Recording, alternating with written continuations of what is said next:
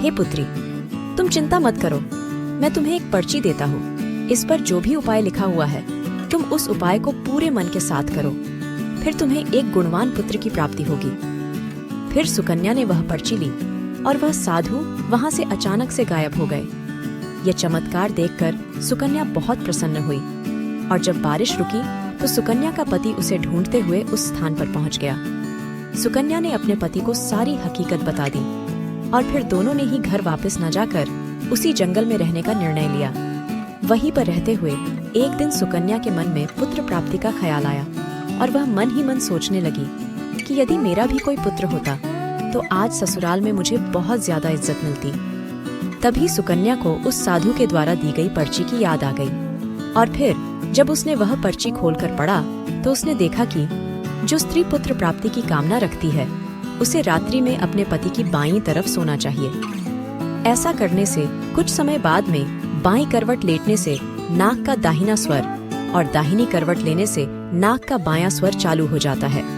फिर जब पुत्र की इच्छा हो तो उस स्थिति में मिलन से पहले यह निश्चित कर लेना चाहिए कि पुरुष का दायां स्वर चलने लगे और स्त्री का बायां स्वर चलने लगे और उसी समय पर गर्भधान किया जाना चाहिए।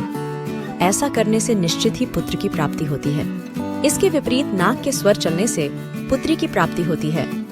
उस पर्ची में आगे लिखा हुआ था कि मासिक धर्म शुरू होने के बाद पहले 4 दिनों में पुरुष के साथ मिलन करने से पुरुष को रगड़ता प्राप्त हो जाता है और 5वीं रात्रि में मिलन करने से पुत्री की प्राप्ति होती है तथा 6ठी रात्रि में मिलन करने से पुत्र रत्न की प्राप्ति होती है।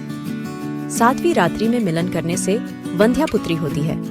8वीं रात्रि में मिलन करने से बलशाली पुत्र की प्राप्ति होती है।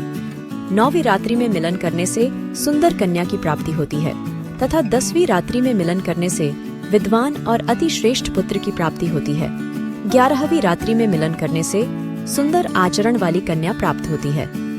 12वीं रात्रि में मिलन करने से गुणवान पुत्र होता है।